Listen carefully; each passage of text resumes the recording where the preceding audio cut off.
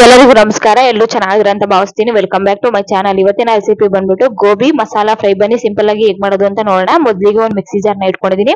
ಇದಕ್ಕೆ ಒಂದು 10 ರಿಂದ 12 ಗೋಡಂಬಿನ ಹಾಕೋತಾ ಇದೀನಿ. 1 ಟೇಬಲ್ ಸ್ಪೂನ್ ಅಷ್ಟು ಧನಿಯಾ ಕಾಳು, 1 ಪೀಸ್ ಅಷ್ಟು ಚಕ್ಕೆನ ಹಾಕೋತಾ ಇದೀನಿ. ಮತ್ತೆ 3 ಲವಂಗ ಇದೀನಿ, 1 ಪೀಸ್ ಅಷ್ಟು ಏಲಕ್ಕಿನ ಹಾಕೋತಾ ಇದೀನಿ. ಹಾಕೊಂಡ್ಮೇಲೆ ಅರ್ಧ ಸ್ಪೂನ್ ಅಷ್ಟು ಜೀರಿಗೆನ ಹಾಕೋತಾ ಇದೀನಿ.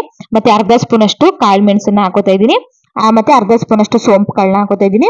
ಮತ್ತೆ 1 ಪಲಾವ್ ಎಲೆನ ಹಾಕೊಳ್ಳಿ. ಇದನ್ನ ನೈಸ್ ಆಗಿ ಪೌಡರ್ ಮಾಡ್ಕೋಬೇಕಾಗುತ್ತೆ. ನೋಡ್ತಾ ಇರಬಹುದು ಈ ರೀತಿಯಾಗಿ ಪೌಡರ್ ಮಾಡಿ ಒಂದ್ ಸೈಡ್ ಗೆ ಎತ್ತಿಟ್ಕೊಳ್ಳೋಣ. ಇವಾಗ ಒಂದು ಬಾಂಡ್ಲಿನ ಇಟ್ಕೊಂಡಿದೀನಿ. ಇದಕ್ಕೆ 2 ಟೇಬಲ್ ಸ್ಪೂನ್ ಅಷ್ಟು ಎಣ್ಣೆನ ಹಾಕೋತಾ ಇದೀನಿ. ಎಣ್ಣೆ ಬಿಸಿ ಆದ್ಮೇಲೆ 1 ಈರುಳ್ಳಿನ ಚಿಕ್ಕ ಚಿಕ್ಕದಾಗಿ ಕಟ್ ಮಾಡಿ ಹಾಕೋತಾ ಇದೀನಿ. ಮತ್ತೆ 1 ಟೇಬಲ್ ಸ್ಪೂನ್ ಅಷ್ಟು ಶುಂಠಿ ಬೆಳ್ಳುಳ್ಳಿ ಪೇಸ್ಟ್ ನ ಹಾಕೊಂಡು ಹಸಿ ವಾಸನೆ ಎಲ್ಲ ಹೋಗೋ ತನಕ ಚೆನ್ನಾಗಿ ಫ್ರೈ ಮಾಡ್ಕೋಬೇಕಾಗುತ್ತೆ. ನೋಡ್ತಾ ಇರಬಹುದು ಇಷ್ಟ ಆದ್ರೆ ಸಾಕು. ಇವಾಗ ಇದಕ್ಕೆ 1 ಟೊಮೊಟೊನ ಚಿಕ್ಕ ಚಿಕ್ಕದಾಗಿ ಕಟ್ ಮಾಡಿ ಹಾಕೊಂಡ್ಮೇಲೆ ನಾವೇನ್ ಪೌಡರ್ ಮಾಡಿ ಇಟ್ಟಿದ್ವಿ ಆ ಮಸಾಲೆನೂ ಕೂಡ ಹಾಕೋತಾ ಇದೀನಿ. ಅಂದ್ರೆ ನಾನು ಎಷ್ಟು ಪೌಡರ್ ಮಾಡಿ ಇಟ್ಟಿದ್ನೋ ಅಷ್ಟು ಮಸಾಲೆನೂ ಕೂಡ ಹಾಕೋತಾ ಇದೀನಿ. ಹಾಕೊಂಡ್ಮೇಲೆ 1 ಟೇಬಲ್ ಸ್ಪೂನ್ ಅಷ್ಟು ಚಿಲ್ಲಿ ಪೌಡರ್ ಹಾಕೋತಾ ಇದೀನಿ. ಅರ್ಧ ಸ್ಪೂನ್ ಅಷ್ಟು ಅರಿಶಿನ ಪೌಡರ್ ಮತ್ತೆ ರುಚಿಗೆ ತಕ್ಕಷ್ಟು ಉಪ್ಪನ್ನ ಹಾಕೊಂಡು ಚೆನ್ನಾಗಿ ಒಂದಕ್ಕೊಂದು ಬೇರೆ ರೀತಿ ನೀಟಾಗಿ ಮಿಕ್ಸ್ ಮಾಡ್ಕೋಬೇಕಾಗುತ್ತೆ. ಮಿಕ್ಸ್ ಮಾಡ್ಕೊಂಡು ಒಂದು 3 ನಿಮಿಷ ಹಾಗೇನೆ ಚೆನ್ನಾಗಿ ಹುರ್ಕೊಂಡ್ರೆ ನಮ್ಗೆ ನೋಡ್ತಾ ಇರಬಹುದು ಟೊಮೊಟೊ ಕೂಡ ಚೆನ್ನಾಗಿ ಸಾಫ್ಟ್ ಆಗಿದೆ. ಸ್ವಲ್ಪ ಎಣ್ಣೆ ಅಂಶ ಎಲ್ಲ ಬಿಟ್ಕೊಂಡಿದೆ.